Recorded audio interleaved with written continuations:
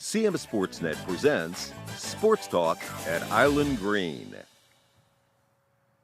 Greetings and welcome to another edition of Sports Talk at the Island Green right here on Carroll Media Center. Live from the Island Green in Westminster, Avery Newport, your host as always, joined by the head coach of the Green Terror football program, Skyler Fultz. Skyler, happy to be back again with you this week. Another week here at the Island Green. Can't beat it. Absolutely. Cannot beat it. Pretty good weather today. A little bit, little chilly, little windy here and there. Feels like fall. Halloween's here. It's football season. Exactly. It does feel like football weather. You know, got the leaves changing. It does feel like it's really football season. And a couple people, it's golf weather too out there. So a little chilly for golf weather for me, but we're nice and comfy inside the tent out here at the Island Green. We'll get into some Green Terror football here now. On the road for you guys last week, which was another loss for the Green Terror, 24-0, the final score at Franklin and Marshall, a road conference game in the Centennial. Coach, just quickly, give me your thoughts on how your team performed this past weekend. The score doesn't really reflect it. We were really proud because I challenged the guys really to keep competing in everything. And when you look on the defensive side of the ball, a couple penalties in the first half really led them to getting their scores. But really, when you look at the way the defense played, they got after it. They created turnovers. They were really creating havoc on that side of the ball. And you couldn't be prouder of them. On the offensive side, we made too many little mistakes early. We had some guys open, a couple of drops here or there, just inconsistencies. Like we were talking to them all today, and it's never just one person. It's just one person each play that makes a little mistake that can really pinch you back on a drive when you're trying to do some things. Sure. So it was one of those games that the score doesn't really reflect, I think, of the effort and the way the guys played. Yeah. We just have to execute a little bit better in all three phases to really give us a chance during the end of the game. Right. Yeah, I certainly agree, especially on the defensive side of the ball, because when you see a score like 24-0, you wouldn't think the defense would have a stellar performance the way they did, but they absolutely did. I memean, 6 forced turnovers, 3 interceptions, 4 forced fumbles, 3 of which your defense recovered as well. So 6 turnovers combined, just a tremendous performance, truly. DeMonte Gifford had 2 sacks, 5 tackles, 4 tackles for loss, and forced 3 fumbles. I mean, those are prime, like, Lawrence Taylor numbers right there for DeMonte Gifford. And he had some really stellar defensive performances around the unit as well. Malachi Murphy with 2 interceptions, Alex Brown with an interception as well, 6 tackles. So really well-rounded performance on the defensive side of the ball, stopping the run and forcing turnovers, making Ty Tremba a little uncomfortable in the pocket. The defense was just excelling in all phases of the game. So just describe it as a whole how your defensive effort, how you think the defensive effort was, and any individual performances that stuck out to you from this weekend. I mean, overall, when you look, a couple weeks ago, Tremba threw for 400 yards in a game. Right. So, F&M has the ability to put points up and really move the football, and the guys really stepped up to the challenge. Like we were talking to them about, like when you're playing against better teams, consistent teams, can you raise your level of play and also make plays, and not just let the game kind of happen to you? And that's what they did a great job of. I mean, DeMonte at times is unblockable when he comes off the edge. He's so quick, he's so long. That's what gives him the ability to get to the football. Like I talked about a couple weeks ago, having Malachi back, he's a ball hawk in the secondary. He does a great job filling on the run. But the one thing, as a collective group, they run the blitz packages correctly. Everyone's doing their job. Like, you look at a lot of the individual statistics, and they're great. It's awesome to see the guys get recognized. But what you're not seeing is DeMonte getting through in a twist or a blitz and everyone else doing their job. Right. So it really is a full collective effort, and the guys that are playing extremely, extremely well. Yeah, really, really impressed by the defensive unit so far, especially at creating turnovers. I mean, the defense puts the offense in so many good positions with the turnovers they force. They forced 17 combined turnovers so far, which is the highest number of any team in the Centennial throughout this point in the season. I mean, 9 interceptions, 8 forced fumbles. Like, those are elite defensive numbers, and unfortunately the offense hasn't been able to capitalize on those turnovers yet. But I think it really says a lot about how the defense is putting the offense in great positions so far in 2024 to keep you guys in games. I mean, the defense has really carried its weight this year so far, and you've gotten a lot of performances from different players too. It's not just 1 or 2 guys that is leading every week. Like we've talked a lot about Alex Brown and Malachi Murphy and Tavon LeGrande and others, but we saw a signature performance from DeMonte Gifford this week. We saw Mike Cunningham get half a sack, Jake Kohler as well. So other guys are starting to get involved, and the whole defense is really beginning to gel as a unit, not just a handful of individual players. Yeah, it really is like it's collective chaos. Yeah. Right? Like it's an entire group, everyone understanding, hey, you make the play this time, next time it'll end up being my chance to make the play. And that's one of the things, like, coming into the year, the guys, they knew another year in the defensive system and more reps, more experience was just going to continue to pay off. Yeah. And you're starting to see the fruits of that labor, and they're really understanding the game plan each week too, and what the challenge is what are we trying to do against this opponent, who are we trying to take away, and they're doing a really, really good job with that. Yeah, I would absolutely agree, and especially too in a road contest against a Centennial team, a team in F&M that just a year ago won 8 games in the regular season and was among the best teams in the conference. The offense this year has taken a bit of a step back, in my opinion, but still, nonetheless, an extremely impressive performance defensively to take a team that has, winning experience, that has postseason experience, that has one of the best passers in the conference in Ty Tremba, and to shut them down, to make him uncomfortable in the pocket all day long, force them into 3 interceptions, 3 forced fumbles.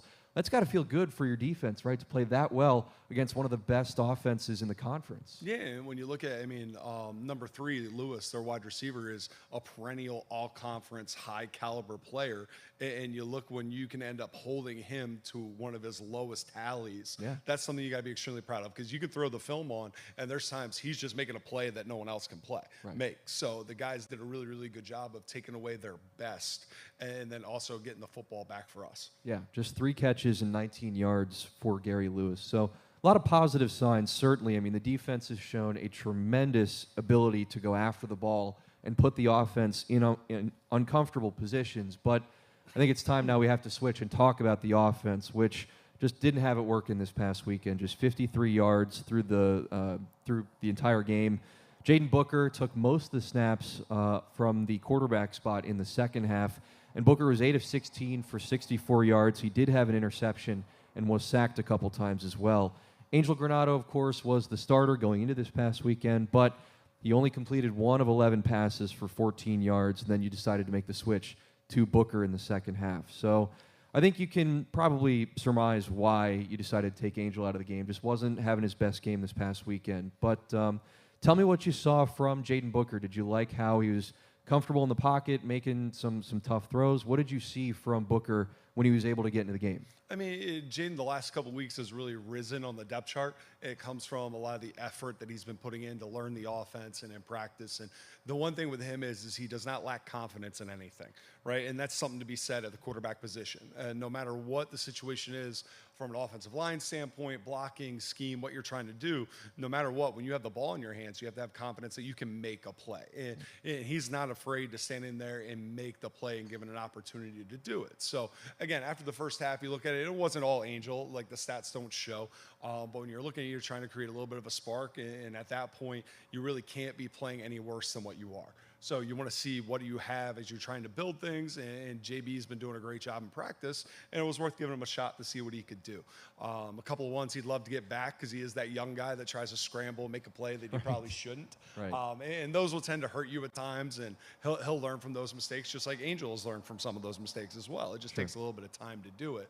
But a lot of our issues early on, you can't have bad snaps. Right? You can't have a misread when you have a guy wide open. Like, there was plays out there to be made, and we just weren't making them. Like, we were talking to the guys, it's not for lack of understanding the scheme. It's just execution, and we have to continue to work to get better and take what we do on the practice field each day and continue to build and then execute it on Saturday, right? There's no difference. It's just now, instead of everyone being out there, it's just 11 on 11. Right? And we have to grow and develop and just, I think, have a little bit more confidence in knowing what we're doing and just execute it. Because when you ask the guys during the week at practice and you're going through things, they're making plays, they're doing what their job is, and they're understanding it. It's just when the bright lights come on, we're just lacking the execution right now. Yeah. Well, I think it also, certainly, you have to consider that F&M has maybe the best defense of any team in the conference this year. Of course, your defense is really, really adept at creating turnovers, and you got 17 of them on the year. But in terms of limiting the opposition in terms of, keeping the yardage down and forcing, 3 and outs.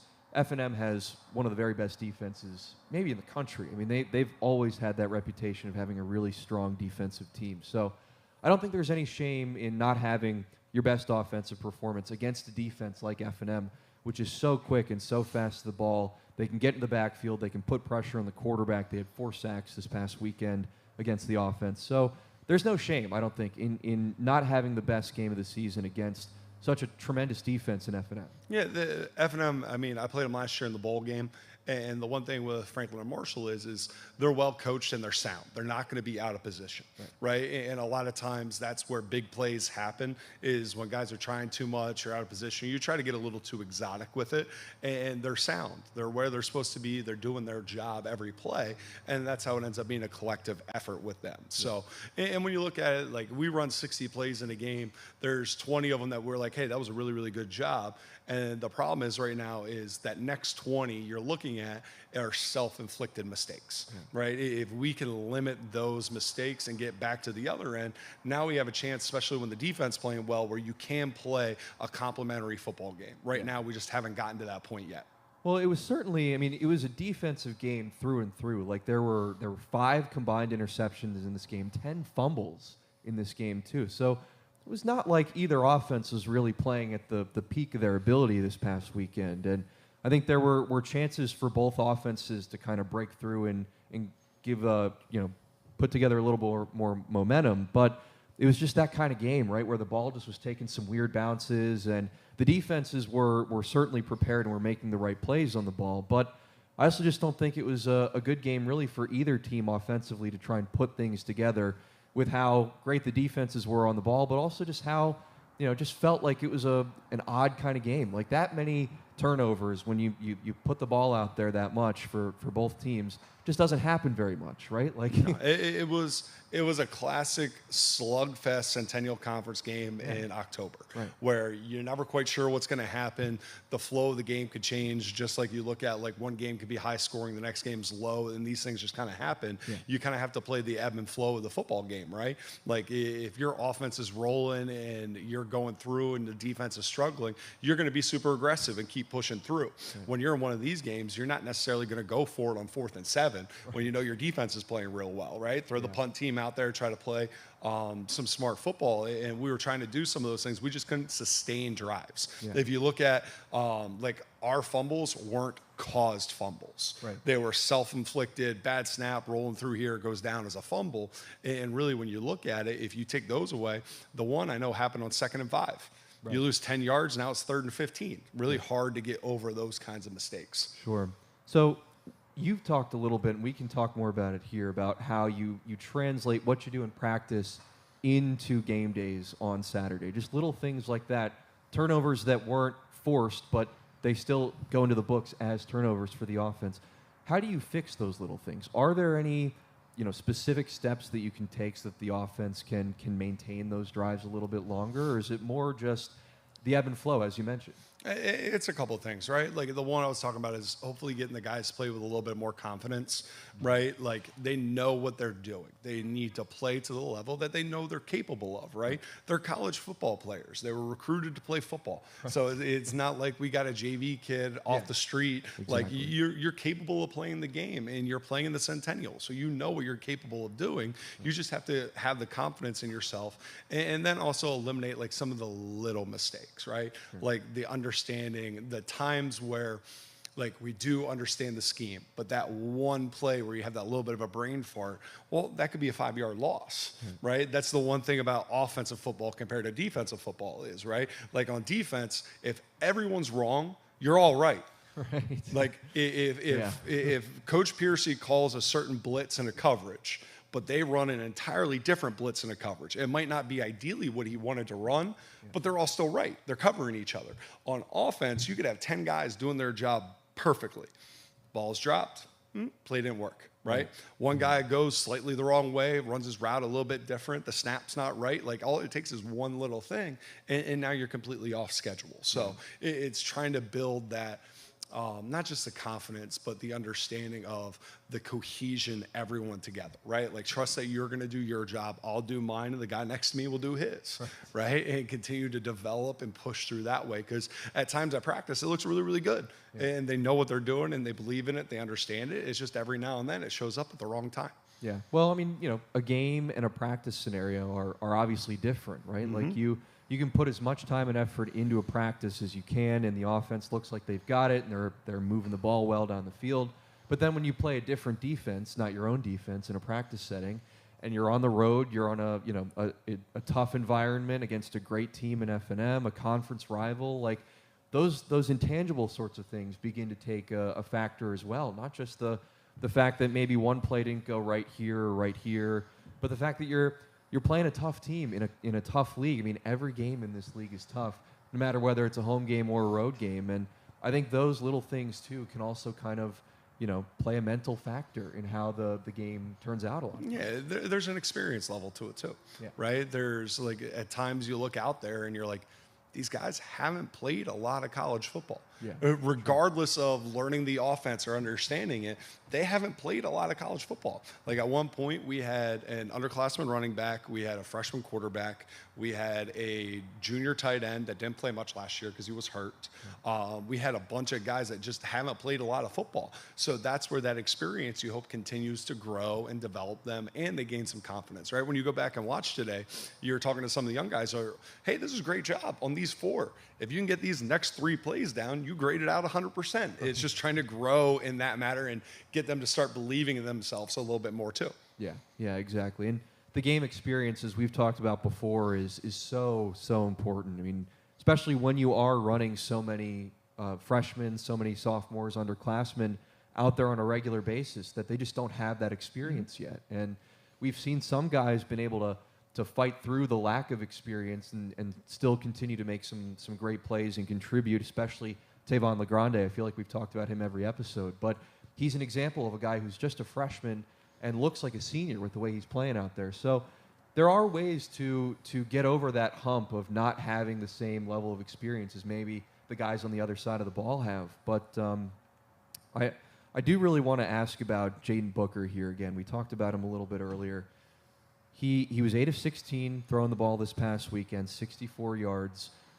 Are we going to see more of Jaden Booker down the stretch here at the tail end of the season here? Because I thought he really showed a lot of promise this past week. And again, Angel's been struggling for a couple of weeks now. He's been turning the ball over.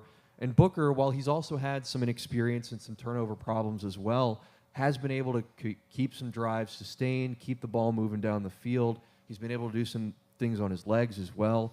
Are we going to see Booker more involved in the offense for the last couple of games of the year? I mean, it's no different than early in the year when we were talking about Eric and Angel, right? Like, you go with who's playing the best, who understands the game plan, and also, like, who's practicing the best, right? And sometimes there's a little bit of feel to it. So, again, both of those guys have been getting every rep now for 3 weeks in practice. So this was just his opportunity really to play when the game was still out there, right? Like, it wasn't like a couple of weeks ago when he came in the fourth quarter and just had 5 reps, right?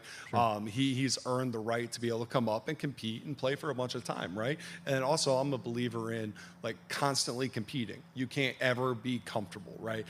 There are very few guys that their work history has allowed them to say, like, you are always going to play.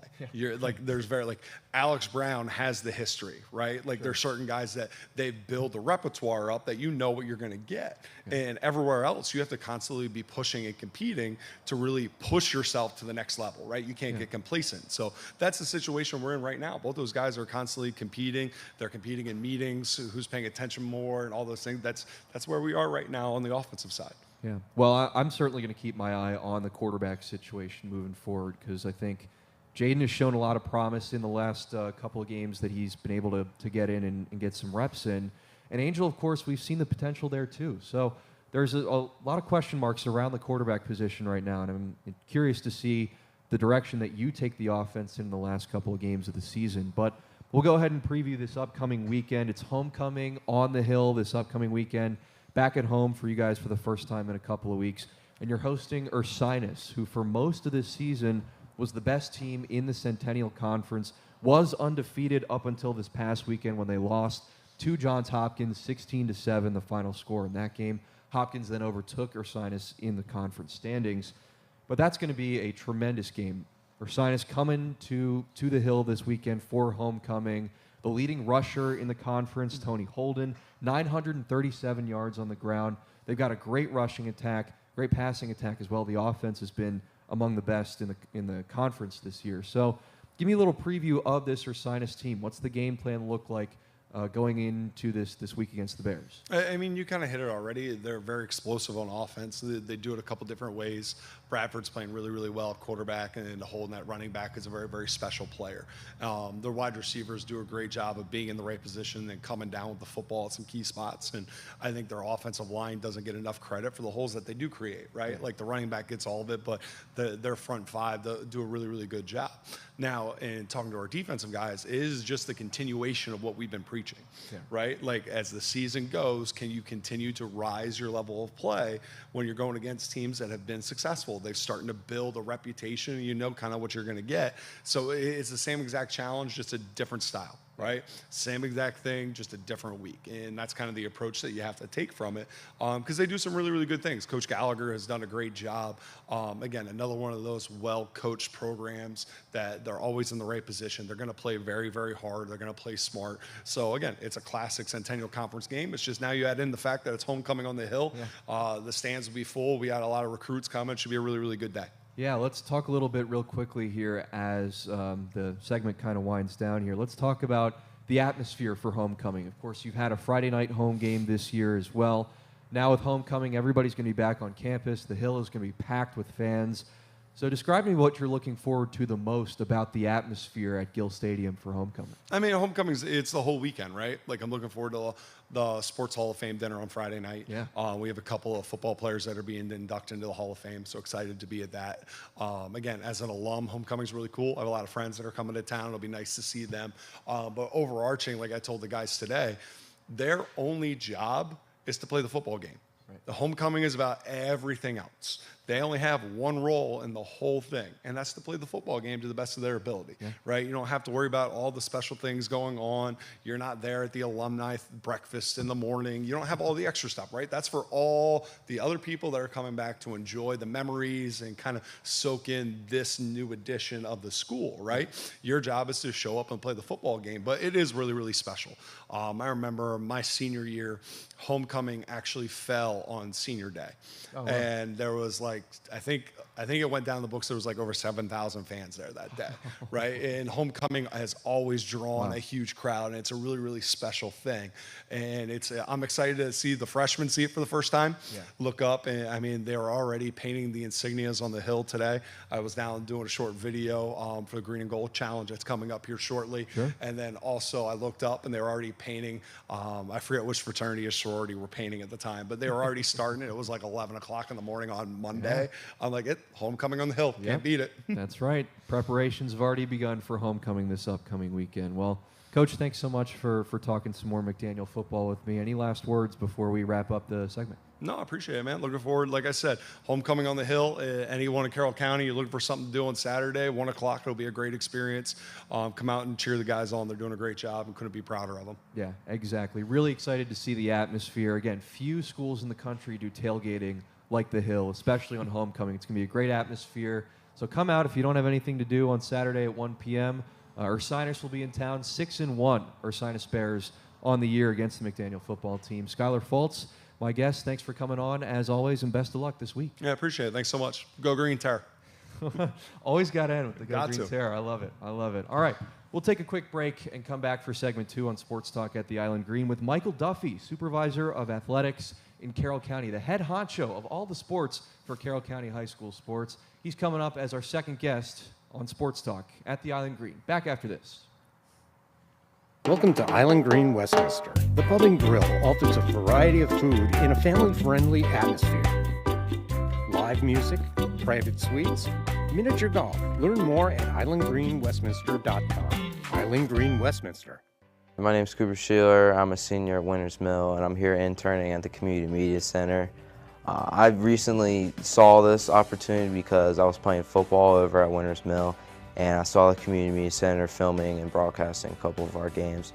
So I thought that was a really cool way to connect with the community, and I really wanted to be a part of that. Pretty much what I do throughout the day is I help with graphics throughout their Game On segments and Game of the Week, and I also help out prepare stats for all the seasons, the spring and the winter and the fall. I update all of those, and I pretty much go around and I can just help out. I can help out at games when they're preparing for a Game of the Week. I've done a couple podcasts here at Community Media Center. I would highly recommend people come in here for an internship. It's a lot of fun. The people that work here are really nice, and you get to experience a lot of cool things that you've probably never done before. Hey there, I'm Pat Stetzer. And I'm Michael Duffy, inviting you to join us for The Score and more. Each week we'll talk about high school sports in Carroll County. We'll share information about upcoming games, highlight coaches and athletes, and much more. We'll even try to have a little fun along the way. Don't miss The Score and More podcast, presented by CM Sportsnet. The Score and More Sports podcast is available online at carrollmediacenter.org and on a variety of podcast channels. Brought to you by Farmers and Merchants Bank. Every Wednesday at CM Sportsnet, it's Game On. Tune in for a look at Carroll County sports scene, boys and girls soccer, high school football, and Carroll Link sports action. Hi, I'm Pat Stetzer. Join me as we preview upcoming games, talk with the coaches, and bring you exclusive reports you won't see anywhere else. Plus, each week we'll unveil CM Sportsnet's Athlete of the Week. Don't miss CM Sportsnet's Game On, Wednesdays at 7 p.m. We've got you covered.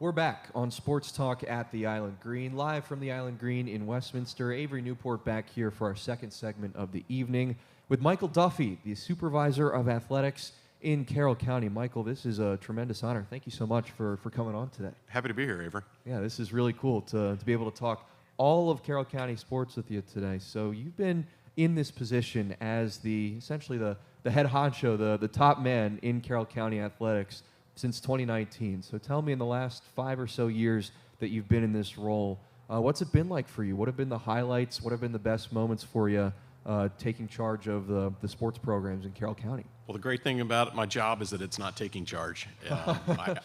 I'm fortunate that I just work with great people. Yeah, sure. And when you work with great people, they can make you look good. Some highlights, seeing students compete. I talk with on our podcast with Pat Stetzer with CM Sportsnet every week. Just for me, the enjoyment is watching students compete. I love watching them win. My heart breaks when they don't.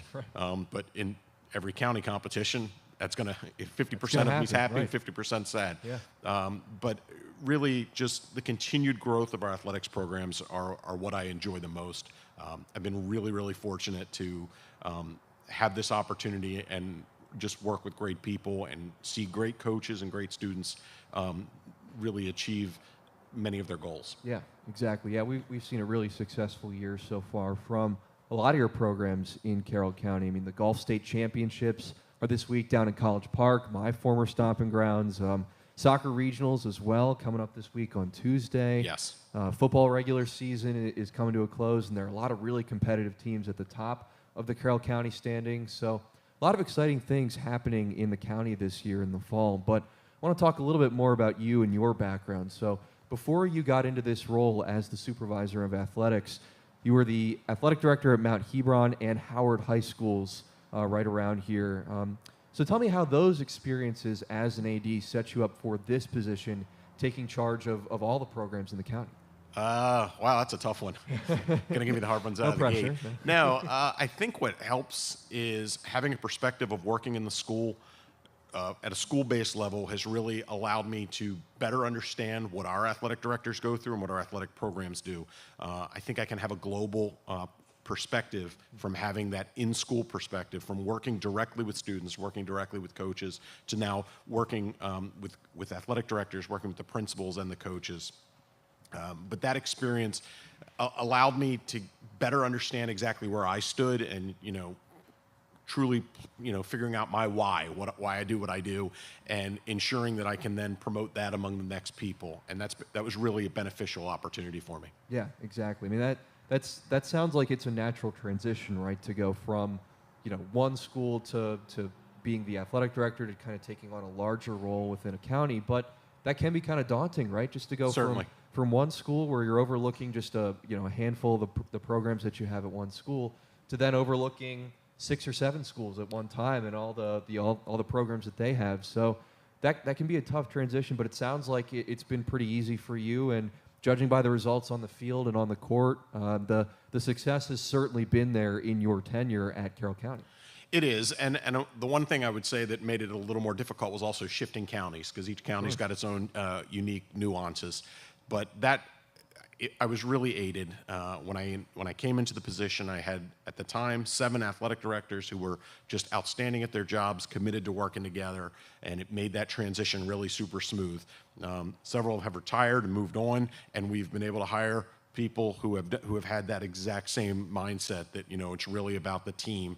And when you have athletic directors who believe in a team aspect, and therefore coaches believe in a team aspect, it then works down to students believing in a team aspect. And I think that is a big part of the success of our county teams. Yeah, absolutely. Well, you've also had another role here that I'd like to talk about a little bit. You are the president you served as the president of the Maryland Public Secondary Schools Athletic Association. How similar is that role to your role as the supervisor of athletics? And have the two roles intersected at any point? They absolutely intersect, but they're not very similar. Okay. The MPSSAA is our governing body for the entire state, and I was fortunate enough to serve as the president-elect for 2 years, the president for 2 years, and then the past president for 2 years.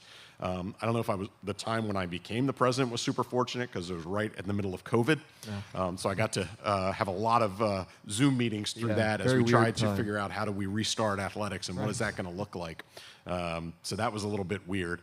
But the most important thing with the MPSSAA is really overseeing the organization and how it's going to move forward to promote high school sports throughout the state. It wasn't as much overseeing individual competitions, but it was much more of looking at the legislative process of making change within the state. So for people who enjoy the governmental side of things, that was pretty fun. That was a very, very global perspective, because I had to keep in mind all 24 local school systems, not just Carroll County. So that was a very eye-opening experience. Yeah, so to expand on that a little bit and to kind of follow up, did it help you run your programs in Carroll County after seeing how all the other counties in the state run their programs? Did you pick some things here and there from different counties and apply them to your leadership strategy in Carroll County at all? Absolutely. Yeah. I think the best coaches, the best teachers, and athletic directors, we beg, borrow, and steal, or we borrow people's ideas. Yeah. Whenever we see something that's working, I try and figure out, okay, how can we work that into what we do? What are some different ideas that other school systems are finding? How are they finding success? In fact, we were one of the school systems people were looking at, because we were one of the first to restart athletics. So that was an interesting perspective as well. But trying to get an idea of what others are doing that works, so that it helps, and viewing from other people's perspectives and trying to maintain that idea that, okay, it's not just looking in the best interest of our students, but looking in the best interest of all students, which is going to help our students. Yeah, exactly. Because even though, other counties in the state might have, different demographics or different locations that might have a factor in how they run and do their business, there's always something you can pull from somebody else who's doing something well, or somebody else that you notice that might be ahead of the curve in some way and that you might want to jump on and be a part of. I mean, the adage always goes, it's a copycat league, right? Absolutely. Like the NFL, everybody always applies that. And I think that's also true certainly at the high school level. When you see something that succeeds in one county, in one place, you try it out and see what it does for your county. And so far, judging by the success that all of your programs have had in Carroll County, I think that's a good approach to take, certainly. It has. It really is a copycat. That's a great way of putting it. It's a matter of seeing what works and, okay, how do we make this slight adjustment to make it work for us? Or, okay, that's working there, but it's not going to be, that perspective or that tactic may not work for us. What can we do that's going to work for us? Yeah. Has there been anything since you took over this position in 2019 that you have changed about Carroll County? Was there anything that you saw before you got here about the leadership structure, about how things were working within the athletic department, and anything that you wanted to change when you first joined this role? I don't think there were a lot of things I wanted to change. I think some things naturally changed. We moved to more streaming of our athletics opportunities. That happened to occur right in the middle of a pandemic. Was planned before that. Moving to the cashless ticketing system, or as cash-free as we can get. All those things, I think, were just natural progress. One of the things I think we have focused on is, really working on both student leadership and professional development. I think those are the keys that we've tried to focus for our coaches, for athletic directors, and the student leadership among our students to promote, that athletics is more than just winning on the field. There's that betterment of the community citizenship component that athletics brings to the table. Oh, absolutely. And I think that's especially true at the high school level, right? Because, these kids are still developing, they're still growing into people, they're still developing their own personalities and opinions and feelings on things. And this is the time to instill those beliefs in them, right? When they're still young and they can still learn, putting them in those situations to succeed off the court, off the field, letting them have real life experiences, I think are, it's one of the best things about high school athletics, right? Is that you can have those experiences. It is, and it's not just, obviously we want to put our students in positions to succeed all the time, but it's being a support when they fail. And it's being okay with the idea of comfortable failure. Athletics gives us that opportunity all the time. Every single contest, one of the teams is going to be successful and the other's not. Right. So it's how do we build upon that and really keeping that focus on, we work from an educational perspective. I saw you just had the McDaniel football coach on, and his perspective is very, very different. Not that it's not educational, but it's a different perspective. It's recruiting. It's, continuing a tradition. Ours is, obviously we want to continue traditions, but it's much more of, our athletics program is truly an extension of the classroom in all aspects. Sure. Yeah. I mean, nobody's playing for pay or for money or anything. There's no contracts. You're just playing because you love the game. And yes. It's similar, I think, in a lot of ways to Division III, because you really are just playing because you love the game, because you're a student and you want to play. And I think there are some similarities from the high school level to the D3 level, hence why so many kids from Carroll County end up playing at McDaniel, playing around, that's a great point. From the local schools around here, because there's not a huge jump. Now, there is a difference, of course. College football and any other college sport, it's college. You're going to get a degree. There's a little extra added pressure because it is just a higher level of competition.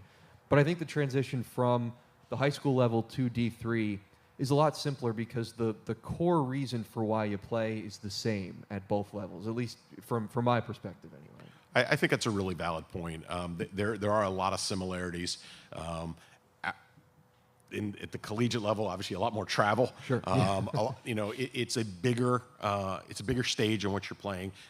In ours, it becomes much more of, as I said, that extension of the classroom, smaller community component to it. Yeah, absolutely. Well, Michael, let's talk a little bit about what's coming up in Carroll County for the rest of the fall season. You've got the Golf State Championships this week in College Park. That's where I got my master's degree. So very excited to keep an eye on that coming up as well. Soccer regional finals happening this week on Tuesday. Cross-country regional championship meets are also this week. So, don't have to play favorites necessarily. But if you had to, which is any of those events, which one is the one that you're most looking forward to this week? It's a tough call. There's also field hockey regional championship tomorrow. Course, yeah. We've got 3 teams playing for regional championships, 2 playing against each other, so someone's going to win. Nice. Between Francis Scott Key and Century in field hockey. Great. Honestly, I try and get out to as many of them as I can. My plan is to try and get to field hockey and soccer tomorrow. Get down to golf for the finals on Wednesday. Potentially get to cross country. We have teams in 3 different regions. One of the 3 regional meets on Thursday, and then final games of the regular season for football on Friday night. So for me, it's how many things can I get out to see? How many teams can I watch win championships or achieve their next goal and their next step in their goals? Yeah, it's certainly great when you have 2 teams from the county playing against each other, right? Because somebody's going to win. Someone's going to win, but then of course someone's going to lose. True. So there's that part There's too. 2 sides to every coin, of course. But we'll recap a little bit of football and then we'll get you out of here. So busy week in the county last week. Francis Scott Key winning on the road at South Hagerstown 28-12. Century winning against South Carroll 21-8. That's another road win for Century. Liberty and Westminster, 2 of the top teams in the league so far this year. That was a Liberty win on the road over the Owls 17-7. And then Winters Mill with a big win at home 45-20 over Man Valley. Any results from last week in the football realm that surprised you or stood out to you? Winters Mill putting up 45 points was a big surprise. I think it was the biggest offensive output of the year. So I think that surprised a lot of people. They've been progressively getting better. Yeah. They struggled early in the season, a bit of a young team, but putting up 45. Coach Matt Miller and his team really showed out for their homecoming game. Sure. They were the only home team to win all weekend. Yeah. Liberty going on the road and knocking off Westminster, putting themselves in a position to win a county championship, which if they need to win this week to do so. Century has had a bit of a rejuvenation this year. I think they're at 4 wins right now. Yeah, I think they're sitting at 4-4, and they've, it's been a while since they've been sitting at 4-4 going into week 9.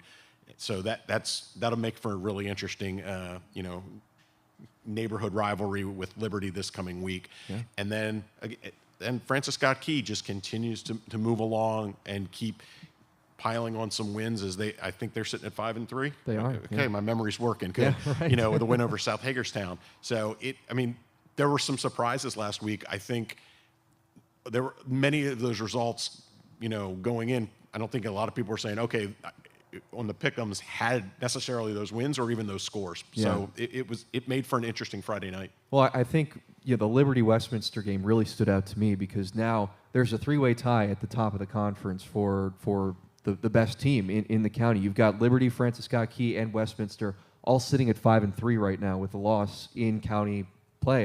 That's really got to set up some tremendous matchups this upcoming week in the county. We'll go over them quickly before we wrap up the segment. Liberty at Century, that's a 5-3 Liberty team at Century, which is 4-4.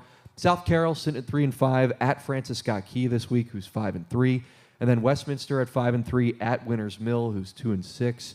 Which matchup are you most looking forward to in the football sphere this week? Well, for the most part, they're the rivalry games. Right. You've got that neighborhood rivalry of Liberty and Century, the Westminster neighborhood game between Winters Mill and Westminster, and Francis Scott Key and South Carroll is a long-running rivalry as well. So you've got those 3 rival matchups. It'll be interesting. Honestly, I'm very intrigued by the Liberty Century matchup. Yeah. I'm interested to see because Liberty had a bit of a stumble the week before when they lost to South Carroll at home, and then went on the road and knocked off Westminster. So it's kind of was that a matchup issue on those 2 games, right, or Liberty had been rolling up until the South Carroll game? So that'll be interesting. I'm curious to see the Century build off of their win over South Carroll, or do they run into a rejuvenated Liberty team that now feels like they may be world beaters? So it'll be that to me is the most interesting matchup. Not to take anything away from the others because they're all good matchups, but that one is very intriguing. Sure, yeah, a lot of good matchups, especially It's, winding down in the regular season. Final games are coming up, so very important games in the county, especially for the county standings too. You got 3 teams at 5-3, and it's really anybody's county at this point. So very excited to see how these matchups turn out this week. But Michael, you've been great talking to you about Carroll County athletics, things going on in the county, a little bit more about your role. I really appreciate you coming on today to talk about the county. Absolutely, I really appreciate the opportunity. Michael Duffy, the supervisor of athletics in Carroll County, our guest for segment 2. We'll take a short break and come back on Sports Talk at the Island Green to talk all Maryland sports at large. That's coming up next after this break. We'll be right back. Welcome to Island Green, Westminster. The Pub and Grill offers a variety of food in a family-friendly atmosphere. Live music, private suites, miniature golf. Learn more at islandgreenwestminster.com. Island Green, Westminster. My name's Cooper Sheeler. I'm a senior at Winters Mill, and I'm here interning at the Community Media Center. I recently saw this opportunity because I was playing football over at Winters Mill, and I saw the Community Media Center filming and broadcasting a couple of our games. So I thought that was a really cool way to connect with the community, and I really wanted to be a part of that. Pretty much what I do throughout the day is I help with graphics throughout their game on segments and game of the week, and I also help out prepare stats for all the seasons, the spring and the winter and the fall. I update all of those, and I pretty much go around and I can just help out. I can help out at games when they're preparing for a game of the week. I've done a couple podcasts here at Community Media Center. I would highly recommend people come in here for an internship. It's a lot of fun. The people that work here are really nice, and you get to experience a lot of cool things that you've probably never done before. Hey there, I'm Pat Stetzer. And I'm Michael Duffy, inviting you to join us for The Score and more. Each week we'll talk about high school sports in Carroll County. We'll share information about upcoming games, highlight coaches and athletes, and much more. We'll even try to have a little fun along the way. Don't miss the Score and More podcast presented by CM Sportsnet. The Score and More Sports podcast is available online at carrollmediacenter.org and on a variety of podcast channels. Brought to you by Farmers and Merchants Bank. Every Wednesday at CM Sportsnet, it's Game On. Tune in for a look at Carroll County sports scene, boys and girls soccer, high school football, and Carroll Link sports action. Hi, I'm Pat Stetzer. Join me as we preview upcoming games, talk with the coaches, and bring you exclusive reports you won't see anywhere else. Plus, each week we'll unveil CM Sportsnet's Athlete of the Week. Don't miss CM Sportsnet's Game On, Wednesdays at 7 p.m. We've got you covered.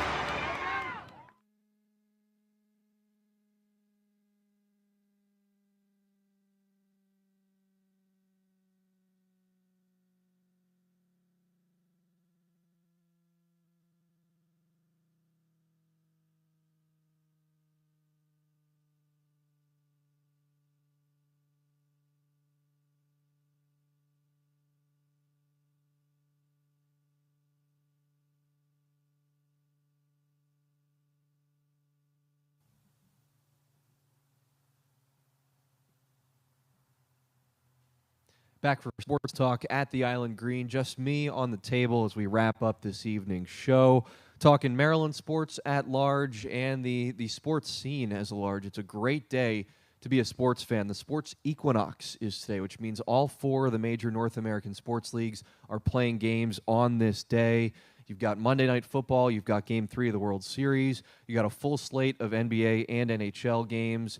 It's going to be a fun day to be a sports fan. Of course, I always look forward to the sports equinox. Typically happens maybe once a year, and today's the day. So really cool day to be a sports fan, October 28th.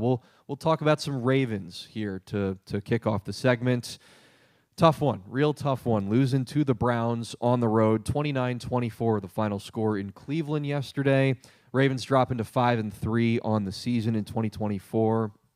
Tough way to lose, especially given that the Browns were 1-6 entering this game this past weekend, and we're making a quarterback change too. They're going to Jameis Winston as the starting quarterback this weekend after Deshaun Watson injured his Achilles and was ruled out for the season in the Browns' previous game against the Bengals.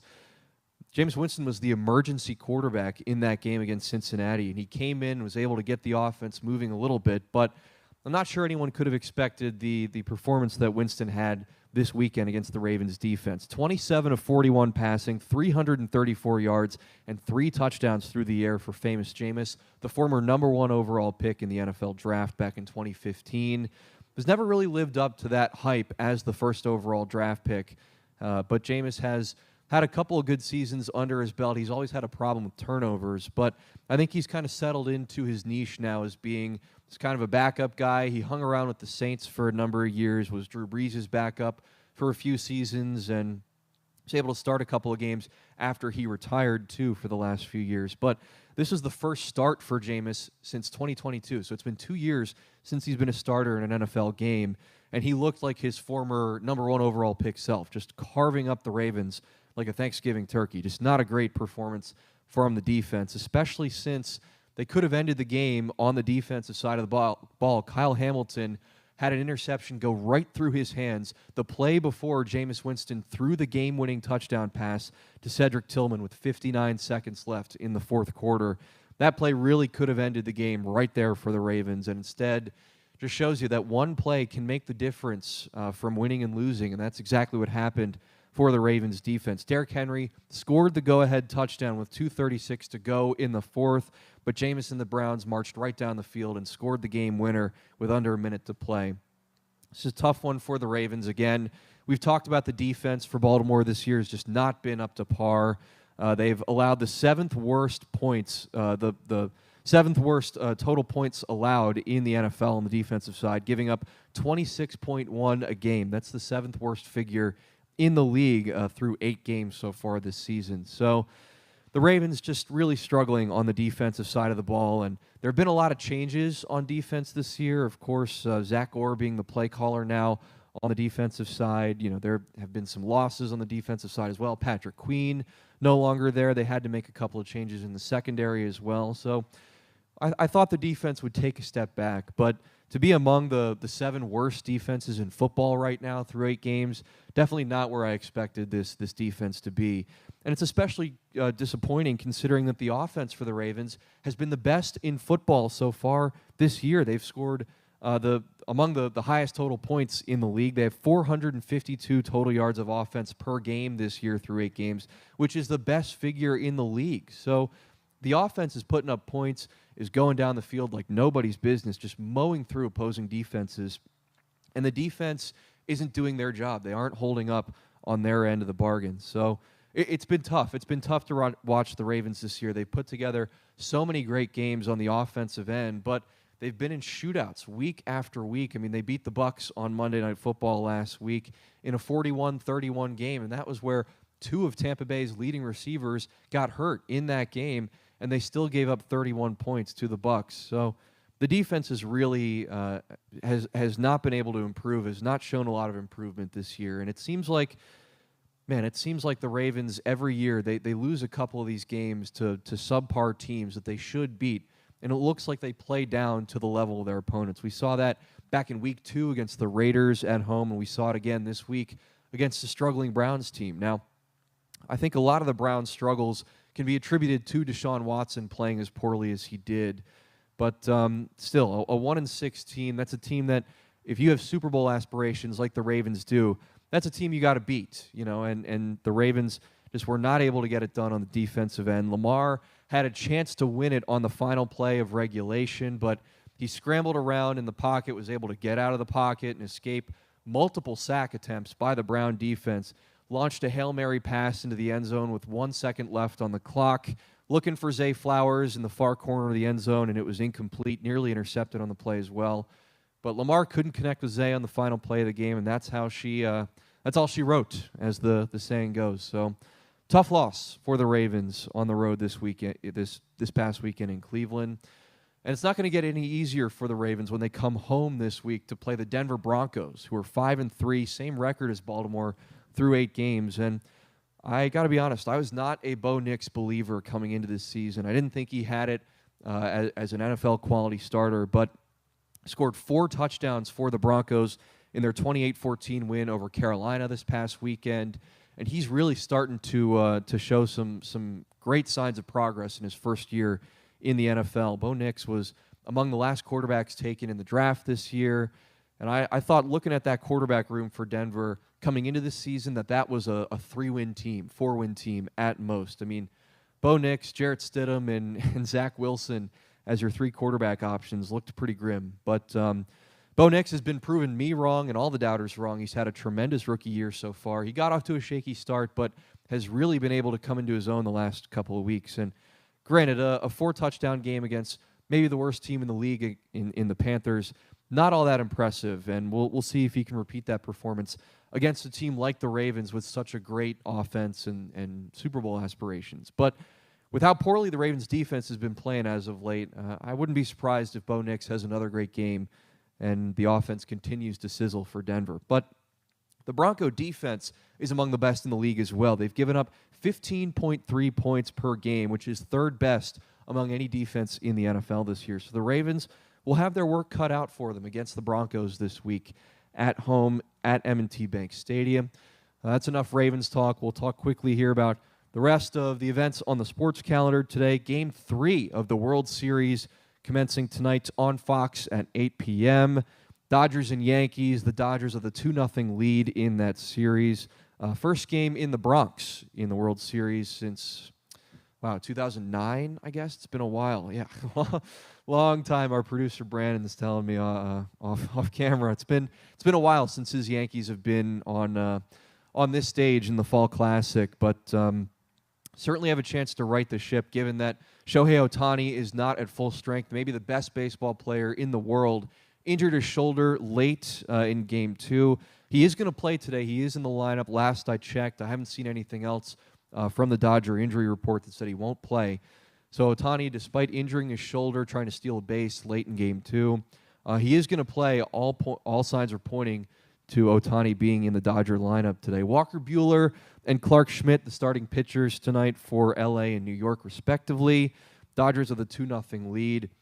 Man, that L.A. lineup is just so hard to beat. And the pitching staff has looked great in the postseason. They had a consecutive scoreless innings streak of 33 straight innings earlier on in the playoffs. Pitching has always been their Achilles heel in the playoffs, but this year it's been one of their strengths.